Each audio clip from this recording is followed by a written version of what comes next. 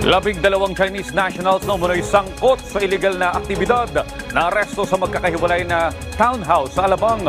Ang mga suspect nahulihan ng iba't ibang armas. Si Isaiah Mirafuentes sa detalye.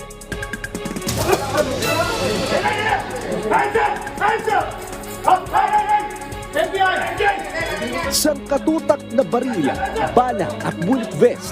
Ito ang nakumpiska ng National Bureau of Investigation sa 12 Chinese nationals sa 3 magkakahiwalay na townhouse sa Alabang, Muntinlupa. Sinalakay ng NBI ang kuta ng mga dayuhan matapos may magtimbre sa iligal umano nilang aktibidad.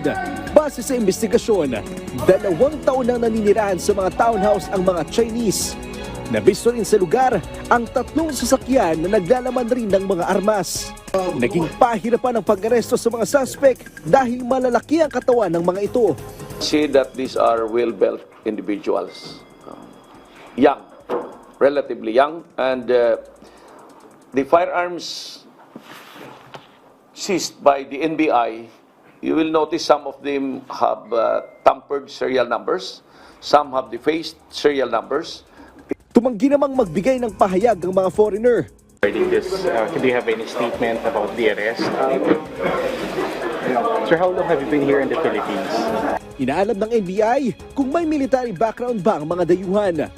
Iniimbestigahan din nila kung saan ang galing at kung saan ginagamit ang mga nasakoteng armas. We want to check kung totoo yung passport and then later on yung entries doon. But we had only this morning and later on, dinala namin sa piskal. So give us a little time, we will be able to check this. And soon as we are able to get in touch with, we already informed the embassy on the fact of the arrest. Pakikipag-ugnayan din ng NBI sa ibang ahensya tulad ng PAOK upang malaman kung nagamit ba ang mga nakumpiskang armas sa ibang mga krimen.